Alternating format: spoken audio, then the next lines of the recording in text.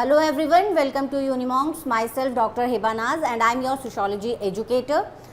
Let's start the today's lecture. In this lecture we are going to discuss patterns of social inequality and exclusion. ये हमारा जो sociology का book 1 है Introducing Indian Society, उसका chapter 5th है और part 2 है. ठीक है, पार्ट 1 में हमने क्या डिस्कस करा था? इस चैप्टर का इंट्रोडक्टरी पार्ट हमने डिस्कस करा था. सोशल इनइक्वालिटी क्या है, सोशल स्ट्रैटिफिकेशन क्या है और सोशल एक्सक्लूजन का प्रोसेस क्या है. तो आज हम पार्ट 2 में डिस्कस करने वाले हैं सोशल एक्सक्लूजन अगेन, और उसके बाद हम डिस्कस करेंगे caste system as a discriminatory system. बच्चों मैं आपको बता दूं, हमें अभी से अपनी तैयारी शुरू करनी है. CUET 2024 देना है, क्रैक करना है, ड्रीम यूनिवर्सिटी में एडमिशन लेना है. तो यही वो टाइम है जब आपको अपनी प्रिपरेशन शुरू करनी है. ऐसा नहीं करना है कि अभी नहीं पढ़ेंगे और लास्ट टाइम पर 1 महीना 1.5 महीना पहले लेकर बैठेंगे कि 8 घंटे पढ़ रहे हैं, 10 घंटे पढ़ रहे हैं. फिर वो प्रेशर फील होगा कि पॉल साइंस भी तैयार करना है, हिस्ट्री भी तैयार करना है, सोशोलॉजी भी तैयार करना है, जितने भी आपने डोमेन्स डालोगे अपने. ठीक है, तो इस तरह से तो अभी थोड़ा थोड़ा पढ़ो. जो ये वीडियोस मैं लेकर आ रही हूँ आप उसको देखो, आप अपने शॉर्ट नोट्स बनाओ और फिर क्या होगा, लास्ट टाइम पर आपको सिर्फ रिवाइज करना होगा बैठकर. ठीक, तो चलो लेक्चर शुरू करते हैं. जैसा कि आज हम पढ़ने वाले हैं सोशल एक्सक्लूजन और उसके बाद हम पढ़ेंगे कास्ट सिस्टम. तो सबसे पहले सोशल एक्सक्लूजन को समझने से पहले एक क्विक रिवीजन कर लो सोशल इनइक्वालिटी का और सोशल स्ट्रैटिफिकेशन का कि हमने क्या पढ़ा था. तो सोशल इनइक्वालिटी में हमने पढ़ा था unequal distribution of resources. Society में जितने भी रिसोर्सेज होते हैं उनको जब अनइक्वल वे में डिस्ट्रीब्यूट कर दिया जाता है लोगों के बीच में, तो वहाँ पर सोशल इनइक्वालिटी क्रिएट हो जाती है.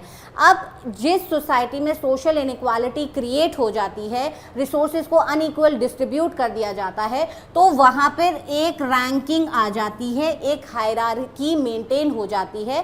कैसे? जिसके पास रिसोर्सेज ज़्यादा हैं वो टॉप पर चले जाते हैं, जिसके पास रिसोर्सेज कम हैं वो बॉटम पर चले जाते हैं. ठीक है, तो सोसाइटी में जो लोग हैं उनको आपने रैंक कर दिया टॉप टू बॉटम, तो उसको हम फिर कहते हैं सोशल स्ट्रैटिफिकेशन. ठीक, तो इतना आपको याद रखना है. ये जो आपको स्टेटमेंट्स दिए जाएंगे तो यहाँ से क्वेश्चन ऐसे बनेगा कि आपको स्टेटमेंट दे देंगे और फिर पूछेंगे आइडेंटिफाई द करेक्ट ऑप्शंस. तो आपको याद रखना है सोशल इनइक्वालिटी है आपका unequal distribution of resources. Social stratification है आपका when people are ranked in a hierarchy from top to bottom और बॉटम टू टॉप. तो वो हमारा सोशल स्ट्रैटिफिकेशन है. अब यही बेस बनता है हमारे सोशल एक्सक्लूजन के एक्सपीरियंस के लिए या प्रोसेस के लिए. तो आज हमें वो पढ़ना है. तो सोशल एक्सक्लूजन को कहा जा रहा है जब सोसाइटी में कोई किसी भी एक इंडिविजुअल को, किसी भी एक ग्रुप को क्या करा जाता है, कट ऑफ कर दिया जाता है from full involvement in the wider society. तो उसको सोशल एक्सक्लूजन के प्रोसेस कहा जाता है. ठीक, इतना याद रखना है. अब वो जो सोशल एक्सक्लूजन का जो प्रोसेस है वो कहाँ कहाँ होता है, तो देखो in terms of economic aspect, in terms of our social aspect, political aspects और कल्चरल एस्पेक्ट. मतलब उनको इकोनॉमिक सिस्टम में एंट्री नहीं दिया जाता, यानी उनको जो जॉब अपॉर्चुनिटीज़ हैं वहाँ पर उनको इक्वल उनके साथ बिहेवियर नहीं रखा जाता है. उसी के साथ सोशल, जहाँ पे अभी मैं आपको कास्ट सिस्टम पढ़ाऊंगी उसमें हम समझेंगे कि किस तरह से डिस्क्रिमिनेटरी एस्पेक्ट रहता है हमारा जो लोअर कास्ट होता है उसके साथ. फिर हम पॉलिटिकल एस्पेक्ट में भी देखते हैं, है ना, on the basis of caste vote bank होते हैं, on the basis of class vote banks होते हैं, on the basis of regions vote banks count होते हैं ना. तो इस तरह से सोशल एक्सक्लूजन का प्रोसेस इन फील्ड्स में हमें देखने को मिलता है, या सोशल एक्सक्लूजन का प्रोसेस होता है. इतना हमने समझ लिया.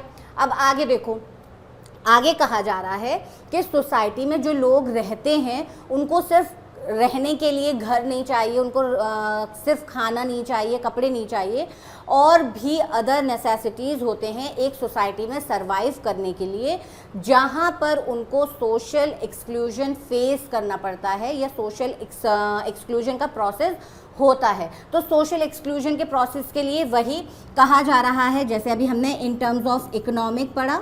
ठीक है, उसके बाद हमने सोशल पढ़ा, फिर हमने पॉलिटिकल पढ़ा और कल्चरल पढ़ लिया. इतना हो गया, हर फील्ड में हमें देखने को मिलता है। अब ये क्यों देखने को मिलता है, तो यहाँ पर लिखा गया है, मेंशन है कि ये जो सोशल एक्सक्लूजन का प्रोसेस है ये सोसाइटी का एक इम्पॉर्टेंट पार्ट है, ये स्ट्रक्चर्ड है, प्लान्ड है, ठीक है। ऐसा कुछ नहीं है कि स्पॉन्टेनियसली कोई रिएक्शन आ जाता है, ऐसा नहीं है। अगर हम 2000 साल पुराने थियरीज भी उठाकर पढ़ेंगे तो हम देखेंगे कि ये प्रैक्टिसेस होते हुए आ रहे हैं। अनटचेबिलिटी हमने सुना है, डिस्क्रिमिनेशन हमने सुना है, सोशल एक्सक्लूजन हमने सुना है ना। तो ये सारे प्रोसेसेस हमारे ट्रेडिशनल सोसाइटी से आ रहे हैं। बस अब हम ये देख रहे हैं कि जो रिजिडिटी होती थी उसमें थोड़ा सा चेंज आ रहा है, थोड़ी सी फ्लेक्सिबिलिटी आ रही है। वो हम आगे के कॉन्सेप्ट्स में भी पढ़ेंगे कि जैसे कास्ट सिस्टम हमने पढ़ा तो संस्कृताइजेशन की वजह से कल्चरल चेंज तो हमारी सोसाइटी में आ रहा है लेकिन स्ट्रक्चरल चेंज सोसाइटी में नहीं आता है। तो वही चीज़ें तो कहा जा रहा है जो सोशल एक्सक्लूजन है वो हमारे सोसाइटी का एक स्ट्रक्चरल फीचर है। ऐसी कोई सोसाइटी नहीं है जहाँ पे सोशल एक्सक्लूजन का प्रोसेस नहीं होता, हर सोसाइटी में होता है। दो ग्रुप्स होते हैं, एक इंक्लूडेड और दूसरा एक्सक्लूडेड, के एक हम में से है और एक हम में से नहीं है, ठीक। तो ये चीज़ हो गई। दूसरा बोला जा रहा है जो सोशल एक्सक्लूजन है वो इनवॉलेंट्री है, कोई भी अपनी चॉइस से किसी भी ग्रुप से एक्सक्लूड नहीं होता। अब ऐसा हम क्या एग्जाम्पल लें जिससे हमें ये रिलेट कर पाएँ, तो हम अपना कास्ट सिस्टम लेके चलेंगे। कास्ट सिस्टम है, ठीक है। अब कास्ट सिस्टम में जो अनटचेबिलिटी हम पढ़ते आ रहे हैं सोशियोलॉजी में, तो अनटचेबिलिटी क्या है कि इनको कंसीडर करा जाता है कि दैट दे आर इम्प्योर, है ना, इनसे टच नहीं होना है, इनका शेडो भी हम पे नहीं पड़ना चाहिए वरना हम भी इम्प्योर हो जाएंगे। तो ये सोशल एक्सक्लूजन का पार्ट हो रहा है, उनके साथ सोशल एक्सक्लूजन का प्रोसेस हो रहा है जो कि वो वॉलंट्री नहीं चाहते हैं, उनके साथ इनवॉलंट्री हो रहा है। तो यहाँ पे आपको दो इंपॉर्टेंट चीज़ें याद रखनी है। सोशल एक्सक्लूजन जो है वो सोसाइटी का एक स्ट्रक्चरल फीचर है, इम्पॉर्टेंट फीचर है, हमेशा हर सोसाइटी में होता है। दूसरा सोशल एक्सक्लूजन जो है हमारा इनवॉलंट्री होता है, वॉलंट्री नहीं होता है, ठीक। अब आगे देखो, अब क्या बोला जा रहा है, यहाँ बोला जा रहा है कि जब कोई भी एक इंडिविजुअल है, कोई भी एक ग्रुप है, उसके साथ आप एक डिस्क्रिमिनेटरी अपना बिहेवियर रखोगे तो आप एक बार करोगे वो क्या करेगा, उसको टॉलरेट कर लेगा। आप 2 बार करोगे, 3 बार करोगे, लेकिन एक टाइम ऐसा आएगा कि वो भी रेजिस्ट करेगा कि अब मुझे ऐसा नहीं सहना है। तो वो हम सोशल मूवमेंट्स देखते हैं अपने सोसाइटी में, है ना, दलित मूवमेंट हमने देखा या इकोलॉजिकल मूवमेंट हमने देखे या विमेन मूवमेंट हमने देखे। इस तरह के जब हम रेजिस्ट करना शुरू कर देते हैं तो यहाँ पे फिर हमारे एनसीईआरटी में एग्जाम्पल दिया हुआ है कि सोशल एक्सक्लूजन के लिए जब हम कास्ट सिस्टम का एग्जाम्पल दे रहे हैं और उसमें हम अनटचेबिलिटी देते हैं तो हमने देखा कि एक टाइम तक जो अनटचेबल्स और शूद्रास थे उन्होंने टॉलरेट करा, डिस्क्रिमिनेशन को फेस करा, एक्सपीरियंस करा। उसके बाद उन्होंने क्या करा, उन्होंने बोला कि अब जब हम आपके इंक्लूडेड पार्ट हैं ही नहीं, हम आपके ग्रुप का पार्ट हैं ही नहीं, तो हम ये रिलीजन छोड़ देंगे। तो क्या होता था, जो शूद्रास या अनटचेबल्स होते थे वो अपना कास्ट और अपना रिलीजन चेंज कर लेते थे। बुद्धिज़्म में, बुद्धिज़्म में जाते थे, क्रिश्चियनिटी में जाते थे और मुस्लिम कम्युनिटी में चले जाते थे, ठीक है। वो बोलते थे कि जब हम हिंदुइज्म का एक पार्ट नहीं है, कास्ट सिस्टम का एक पार्ट नहीं है, हमें अनटचेबल्स बोला जाता है, तो हम अपना रिलीजन या अपना कास्ट चेंज कर देंगे। इतना हो गया, इतना समझ लिया। उसके बाद देखो अब क्या कहा जा रहा है, अब ये कहा जा रहा है कि ये जो पूरा चैप्टर है हमारा patterns of social inequality and exclusion, इसमें हमें 4 से 5 सेक्शंस पढ़ने हैं जो सोशल एक्सक्लूजन के प्रोसेस को फेस करते हैं या एक्सपीरियंस करते हैं। तो आज के लेक्चर में हम पढ़ेंगे एक्स अनटचेबल्स और अनटचेबिलिटी वाला पार्ट कि किस तरह से सोशल एक्सक्लूजन को फेस करते हैं। नेक्स्ट वीडियो में लेकर आऊँगी जिसमें मैं डिस्कस करूँगी ट्राइबल सिस्टम, ट्राइबल सोसाइटी। उसमें हम पूरा ओवरऑल इनका डिस्क्रिमिनेशन, इनका ह्यूमिलिएशन और इनका सोशल एक्सक्लूजन ये सब डिस्कस करेंगे। नेक्स्ट वीडियो जब मैं लेकर आऊँगी तो उसमें हम विमेन सेक्शन को डिस्कस करेंगे, ओवरऑल इनका पूरा सोशल एक्सक्लूजन का पार्ट। और नेक्स्ट वीडियो में हम डिफरेंटली एबल्ड, देखो मैं चाहती तो एक ही वीडियो में ये सारे सेक्शंस कवर करती, बट वीडियो फिर बहुत लंबा हो जाता, आप भी एक साथ बैठकर देखते नहीं, बोर हो जाते। तो हम छोटे छोटे वीडियोज़ में एक एक सेक्शन लेकर आएंगे ताकि आपको थोड़ा सा मतलब इंटरेस्टिंग भी लगे, है ना। थोड़ा छोटा वीडियो होगा और लगेगा कि पूरा वीडियो कवर हो रहा है 20 से 25 मिनट की वीडियो में, तो एक वीडियो देख लो और एक टॉपिक कवर कर लो। तो इस वजह से एक एक वीडियो में मैं एक एक जो कॉन्सेप्ट या टॉपिक है उसको ही डिस्कस करूंगी ताकि आपकी हाथ के हाथ या साथ के साथ तैयारी भी होती रहे। अब देखो यहाँ पे एक ग्रुप और दिया हुआ है हमारे एनसीईआरटी में, ट्रांसजेंडर और थर्ड जेंडर, ये भी सोशल एक्सक्लूजन को फेस करते हैं, एक्सपीरियंस करते हैं। अब यहाँ से भी आपसे क्वेश्चन पूछा जा सकता है, स्टेटमेंट दे सकते हैं और पूछ सकते हैं आइडेंटिफाई द स्टेटमेंट। तो आपको कंफ्यूज नहीं होना है, दोनों में आपको याद रखना है। ट्रांसजेंडर मतलब ट्रांस से याद रखना, ट्रांसफर, ट्रांसमिट, दूसरे जेंडर में जाके चेंज कर सकते हैं, ठीक। और थर्ड जेंडर मतलब क्या है, nor female, neither female nor male, है ना वो मेल होते हैं ना फीमेल होते हैं, एक अलग ही जेंडर होता है जिसको हम थर्ड जेंडर बोलते हैं। इतना आपको याद रखना है। आगे अब कास्ट सिस्टम आता है हमारा। तो कास्ट सिस्टम क्या बोल रहे हैं कि historical practice, economic, social status tend to coincide, है ना, एक साथ माना जाता था। अब सोशल यहाँ हम इन्होंने बोल दिया हमारा कास्ट सिस्टम से रिलेट करके, और इकोनॉमिक इन्होंने बोल दिया क्लास सिस्टम। तो जो हमारा कास्ट और क्लास है इनके बीच में एक रिलेशनशिप देखा जाता है। तो अब वो रिलेशनशिप को ये लोग बोल रहे हैं कि ये रिलेशनशिप मैक्रो लेवल पर होता है। तो आपको ये भी चीज़ याद रखनी है, क्वेश्चन आपसे पूछ सकते हैं, माइक्रो होता है, मैक्रो होता है या बोथ होता है। तो आपको याद रखना है कास्ट और क्लास के बीच में जो रिलेशनशिप है वो मैक्रो लेवल पर होता है, ठीक। इतना आपको याद रखिए, यहाँ से इसी तरह से क्वेश्चन पूछा जाएगा। अब आगे क्या बोल रहे हैं, अब ये बोल रहे हैं correlation between social status and economic status. अब सोशल स्टेटस मतलब हमारी कास्ट आ गई और इकोनॉमिक स्टेटस मतलब हमारी क्लास आ गई। जो मैंने अभी आपको बताया था कि दोनों के बीच में बहुत क्लोज रिलेशनशिप है, दोनों के बीच में मैक्रो लेवल का रिलेशनशिप है। तो इसको अच्छे से याद रख लेना, कंफ्यूज मत होना, माइक्रो नहीं होता है, मैक्रो रिलेशनशिप्स होते हैं, ठीक। अब आगे बोल रहे हैं कि कास्ट सिस्टम में जैसे हमने पढ़ा ब्राह्मण, क्षत्रिय, वैश्य, शूद्रा। तो ये ब्राह्मण जो है टॉप है, प्योर हैं, शूद्रा जो है हमारे बॉटम है, ठीक, इम्प्योर हैं। इन तीनों को ट्वाइस बॉन्ड कास्ट कहा जाता है। आपको ये भी यहाँ से एक्स्ट्रा इन्फॉर्मेशन मिल रही है। अगर क्वेश्चन पूछेंगे ट्वाइस बॉन्ड में कौन कौन से आते हैं तो आप समझोगे कि सिर्फ ब्राह्मण आते हैं, नहीं, ब्राह्मण, क्षत्रिय, वैश्य, ठीक है, शूद्रास को एक्सक्लूड कर देते हैं ये लोग। इतना हो गया। अब यहाँ ये बोल रहे हैं जो शूद्रास हैं इनको बोला जाता है अनटचेबल्स। अब अनटचेबल्स बोल रहे हैं, इसका मतलब ये लोग एक्सक्लूडेड हैं, इनके पार्ट में इनको काउंट ही नहीं कर रहे, इसलिए इम्प्योर मान रहे हैं। तो जो सोशल एक्सक्लूजन का प्रोसेस होता है या कौन लोग हैं जो इसको एक्सपीरियंस करते हैं, तो हमारे शूद्रास, हमारा अनटचेबल्स, अनटचेबिलिटी। इतना आपको याद रखना है, ठीक। आगे देखो, अब यहाँ बोल रहे हैं कि ये जो अनटचेबिलिटी होती है कास्ट, जैसे आप हेडिंग्स ही हमने पढ़ा था, हेडिंग में क्या था, caste system as a discriminatory system. तो ये जो डिस्क्रिमिनेटरी सिस्टम है, ये जो डिस्क्रिमिनेशन हो रहा है, इसके 3 बेसिस हैं जिसकी वजह से वो डिस्क्रिमिनेशन होता है।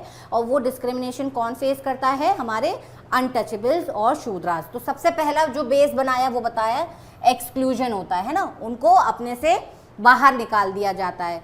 सबसे पहले किस फॉर्म में, वही इन टर्म्स ऑफ हमारे कल्चरल कि वो इम्प्योर हैं, हमारी कास्ट में से नहीं हैं, बॉटम कास्ट है, इतना। उसके बाद इन टर्म्स ऑफ हमारा इकोनॉमिक कि जब भी जॉब अपॉर्चुनिटीज़ दिए जाते हैं तो वो उनको नहीं दिए जाते हैं। इन टर्म्स ऑफ पॉलिटिकल, जब भी पॉलिटिकल पार्टीज़ में जाना होता है वहाँ पर तो उनको भी क्या करते हैं, एंट्री नहीं देते हैं, एक्सक्लूड कर देते हैं, है ना। फिर देखो यहाँ पे एक एग्जाम्पल भी दिया है कि किस तरह से एक्सक्लूड करा जाता है कि गांव हैं तो वहाँ तो वेल सिस्टम्स होते हैं तो उनको अलाउ नहीं करते कि वो वेल से पानी निकालें, या हैंड पंप्स होते हैं उनको यूज़ करें बिल्कुल भी, है ना, या जो लेक्स होते हैं तो वहाँ से वो पानी ले सकें। क्या कहा जाता था कि वहाँ पे जो अपर कास्ट है सिर्फ उसका ही होल्ड होगा और वही उससे फ़ायदा उठा सकते हैं, पानी ले सकते हैं, रिसोर्सेज ले सकते हैं। उसके बाद और क्या करा जाता था, उन लोगों को अलाउ नहीं करते थे किसी भी फेस्टिवल्स में पार्ट लेने के लिए। वो बोलते थे कि आप तो इम्प्योर हैं, आप हमारी गैदरिंग में आ ही नहीं सकते, इंक्लूड ही नहीं हो सकते। तो जब भी कोई फेस्टिवल होता था, जब भी कोई सेरेमनी होती थी तो अनाउंसमेंट कर दिया जाता था कि यहाँ पर आना मना है, आप लोग यहाँ इतने टाइम से इतने टाइम तक आप वहाँ नहीं आ सकते, है ना, उनको पार्टिसिपेट नहीं करने दिया जाता था। तो ये सारी चीज़ें हमारे सोशल एक्सक्लूजन में काउंट करी जाएंगी। इतना हो गया। उसके बाद देखो, उसके बाद है हमारा एक्सप्लॉयटेशन, कि उनको एक्सप्लॉइट करा जाता था। किस तरह से, किस फॉर्म में करा जाता था?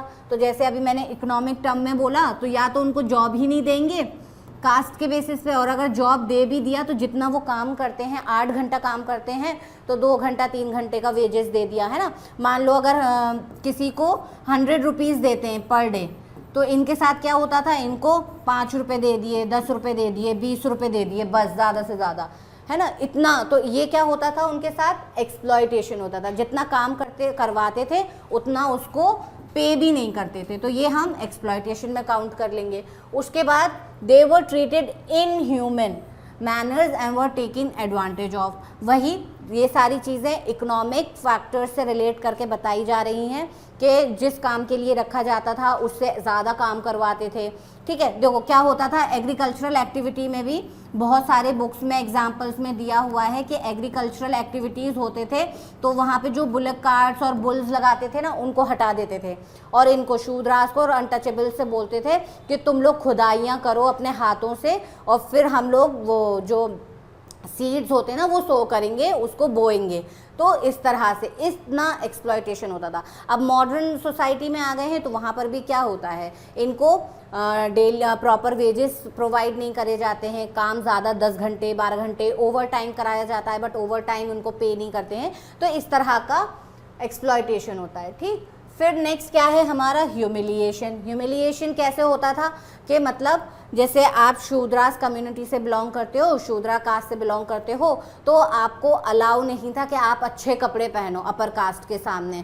अगर कोई अपर कास्ट के बंदे खड़े हैं और आपको कहीं निकल के जाना है उनके सामने से, तो आप अपने फुटवेयर्स नहीं पहन सकते, आप अपने सर पर कुछ नहीं रख सकते, स्कार्फ नहीं रख सकते, अगर बहुत तेज़ धूप है तो आप उसको कवर नहीं कर सकते। इस तरह का ह्यूमिलिएशन होता था उन लोगों के साथ। हाथ में लेके अपने चप्पल्स, अपने फुटवेयर्स लेके निकलते थे, पहन के निकलने के लिए अलाउ नहीं था, है ना। अगर आप ऐसे पहन के निकलोगे तो आपको क्या कर दिया जाता था, देश निकाला, जैसे वर्ड बोलते हैं ना, गांव निकाला हो जाता था कि गांव से बाहर। वैसे ही वो गांव से बाहर रहते थे, बट उनको जो बेसिक नेसेसिटीज़ के लिए भी गांव के अंदर आना पड़ता था, वो भी उनको मना कर दिया जाता था। तो इस तरह का एक्सट्रीम उनको पनिशमेंट्स दिए जाते थे। तो ये हम किस में काउंट करेंगे, अपने ह्यूमिलिएशंस में। उसके बाद आता है हमारा सबऑर्डिनेशन। तो ये तो जब हम इतना स्टोरी लंबा लंबा सुन रहे हैं तो वो सबऑर्डिनेशन में ही आएंगे। डोमिनेशन में हमारा अपर कास्ट जाएगा, है ना, और सबऑर्डिनेशन में हमारा लोअर कास्ट यानी कि हमारे अनटचेबल्स जाएंगे। अब देखो ये जो अनटचेबिलिटी होता था, तो इसमें क्या हुआ, ये जब इतना ह्यूमिलिएशन हो रहा था, एक्सप्लॉयटेशन हो रहा था, सबऑर्डिनेशन हो रहा था, तो हमारी गवर्नमेंट ने क्या करा, इंटरवेंशन करा। उसने कुछ रूल्स एंड रेगुलेशंस बनाए। वहाँ पे फिर एक आर्टिकल इंट्रोड्यूस करा गया, आर्टिकल 17। हम अपने और चैप्टर्स में भी इसको डिटेल में पढ़ेंगे, अबॉलिशमेंट ऑफ अनटचेबिलिटी, अबॉलिशमेंट। और ये क्वेश्चन CUET 2022 में भी पूछा गया था और CUET 2023 में भी पूछा गया था, तो आप याद कर लो। इस तरह के क्वेश्चन वैसे भी हर कॉम्पिटिटिव एग्जाम में पूछे ही जाते हैं, 2 आर्टिकल से आता ही आता है एक आध क्वेश्चन, ठीक है। तो अबॉलिशमेंट ऑफ अनटचेबिलिटी हमारा आर्टिकल 17। तो जिस तरह से ह्यूमिलिएशन हो रहा था, एक्सप्लॉयटेशन हो रहा था, डिस्क्रिमिनेशन हो रहा था, एक्सक्लूजन हो रहा था अनटचेबिलिटी के लिए, तो गवर्नमेंट ने इंटरवेंशन करके एक आर्टिकल इंट्रोड्यूस करा, अबॉलिशमेंट ऑफ अनटचेबिलिटी, यानी अनटचेबिलिटी को अब ख़त्म कर दो। ठीक, इतना हो गया। उसके बाद फिर बहुत सारे सोशल थिंकर्स, सोशल रिफॉर्मर्स आए, उन्होंने अपनी आवाज़ उठाई इनके वेलफेयर के लिए। और भी जो डिफरेंट सेक्शंस मैंने आपको बताया कि विमेन सेक्शन के लिए, उसके बाद डिफरेंटली एबल्ड्स के लिए लोगों ने लिखे, आर्टिकल्स लिखे, है ना, अपने आवाज़ उठाए, कैंपेन्स चलाए, अलग अलग ऑर्गेनाइजेशंस बनाए इन सारे सेक्शंस के लिए, इन सारे ग्रुप्स के वेलफेयर के लिए। अब जैसे कि महात्मा गांधी हैं, उन्होंने टर्म हरिजन को पॉपुलराइज करा। वो शूद्रास को, अनटचेबल्स को हरिजन बोलते थे। हरिजन मतलब चिल्ड्रन ऑफ गॉड। ठीक, उसी के साथ फिर क्या हुआ, जो ये अनटचेबल्स और शूद्रास हम बोल रहे हैं, एक टर्म ये हुआ, महात्मा गांधी ने हरिजन्स में करा, फिर एक नया टर्म इंट्रोड्यूस हुआ हमारा दलित, है ना। तो इस तरह से टर्मिनोलॉजी चेंज होती चली गई सोसाइटी टू सोसाइटी। जैसे जैसे सोसाइटी मूव ऑन हुई डिफरेंट स्टेजेस में, तो इनकी कंडीशंस तो वही थी, बट इनके नाम चेंज होते चले गए, है ना। तो ये सारी चीज़ें थी। उसके बाद फिर बोला जा रहा है कि अगर इंडियन लैंग्वेज में देखा जाए जो टर्म है दलित, उसका मतलब क्या है, तो ये है downtrodden and conveys the sense of an oppressed people. ठीक है, तो आपको ये याद रखना है, यहाँ से भी स्टेटमेंट देके आपसे पूछ सकते हैं कि डाउन ट्रॉडन और ऑप्रेस्ड पीपल कौन लोग होते हैं, तो आपको याद रखना है दलित के लिए बोला गया है ये स्टेटमेंट। इतना हो गया। उसके बाद फिर बोला जा रहा है कि दलित पैंथर मूवमेंट हुआ था वेस्टर्न इंडिया में 1970s, है ना, अप्रॉक्स इस ईयर में ये चीज़ हुई थी। तो इन्होंने बहुत सारे स्ट्रगल करे, अपने वेलफेयर के लिए आवाज़ उठाई कि अब ये सब चीज़ें नहीं होनी चाहिए, अब सोसाइटी में चेंज आना चाहिए, अब सोशल एक्सक्लूजन हमारे साथ नहीं होना चाहिए, हमें भी सोसाइटी का एक पार्ट बनाना चाहिए। तो डिफरेंट डिफरेंट रिजर्वेशन पॉलिसीज़ लाए गए, जहाँ पे अब आप लोग भी देखते होंगे जब आपने अपना CUET 2024 का फॉर्म फिल करोगे तो उसमें आपसे कैटेगरी पूछी जाएगी, कौन से कैटेगरी से बिलोंग करते हो, जनरल से, SC से, ST से। तो जो हमारे SCs और STs जिनका अभी हम ये पढ़ेंगे, आज हमने SCs पढ़ा, शेड्यूल कास्ट, हमारे अनटचेबल्स, दलित, शूद्रास, तो उनके लिए वो रिजर्वेशन पॉलिसीज़ क्यों आई हैं, इसलिए आई हैं क्योंकि वो हज़ारों सालों से उस एक्सप्लॉयटेशन, ह्यूमिलिएशन और एक्सक्लूजन के प्रोसेस को फेस करते आ रहे थे और उनको वाइडर सोसाइटी से कट ऑफ कर दिया था, एक्सक्लूड कर दिया था। ना उन्हें एजुकेशन में एंटर होने दे रहे थे, ना इकोनॉमिक में एंटर होने दे रहे थे, ना पॉलिटिक्स में एंटर होने दे रहे थे। तो इसलिए गवर्नमेंट ने रिजर्वेशन पॉलिसीज़ लगाए थे। ठीक है, इनको हम आगे डिटेल में भी पढ़ेंगे। अब देखो मैंने कुछ MCQs डाले हैं आपके लिए, जल्दी से सॉल्व करते हैं तो आपको भी लगेगा कि थोड़ी बहुत प्रैक्टिस यहाँ पे भी हो रही है। क्वेश्चन देखने से पहले, मेरे आंसर देने से पहले, अगर आपको लगता है कि आंसर आता है तो कमेंट सेक्शन में मुझे लिख कर भेजो। देखो, dash can be seen in practices that disqualify members of one group from opportunities open to others. अब क्या बोल रहे हैं, डिस्क्वालीफाई कर देना मेंबर को अपने ग्रुप से, तो क्या होगा यहाँ, discrimination, exploitation, humiliation, prejudice. Exploitation अभी पढ़ा था आपने, ह्यूमिलिएशन अभी पढ़ा था, और प्रेजुडिस प्रीकंसीव नोशन। तो हमारा क्या होगा, डिस्क्रिमिनेशन, डिस्क्रिमिनेट कर देना, है ना, अपने आप से निकाल देना, डिस्क्वालीफाई कर देना। क्वेश्चन नंबर 2 पढ़ो। Dash refers to ways in which individuals may become cut off from full involvement in the wider society. अब बोल रहे हैं individuals may become cut off from full involvement in the wider society. ये अभी statement मैंने पढ़ाया था, हमने किस में पढ़ा था, सोशल एक्सक्लूजन में हमने पढ़ा था। तो इस तरह के क्वेश्चन आपसे पूछे जाएंगे। आगे देखो, question number 3, caste disabilities removal act. अब यहाँ पे देखो मैंने अबॉलिशमेंट ऑफ अनटचेबिलिटी बताया था, आर्टिकल 17। ठीक है, इसी तरह से कास्ट डिसेबिलिटीज़ रिमूवल एक्ट लाया गया था, जहाँ पर बच्चों को, जो दलित स्टूडेंट्स होते थे, है ना, दलित कम्युनिटी के जो बच्चे होते थे, उनको अलाउ करा गया था गवर्नमेंट स्कूल में कि वो भी जाके और बच्चों के साथ बैठकर पढ़ सकते हैं। तो ये कब आया था, ये हमारे 1850 में आया था। ठीक, तो इस तरह से, तो आपसे देखो अभी ये पूछ लिया कि कास्ट डिसेबिलिटी रिमूवल एक्ट कब आया था, तो 1850। आपसे ये भी पूछ सकते हैं कास्ट डिसेबिलिटीज रिमूवल एक्ट 1850 किस लिए लाया गया था, तो आपको याद रखना है फॉर दलित स्टूडेंट्स के लिए, है ना, कि उनको परमिशन मिला था गवर्नमेंट स्कूल में एनरोल होने के लिए। तो आज के लेक्चर में इतना ही, होप आपके समझ में आया होगा। अगर वीडियो समझ में आया, लेक्चर समझ में आया है तो please like, share and subscribe our channel. Thank you so much.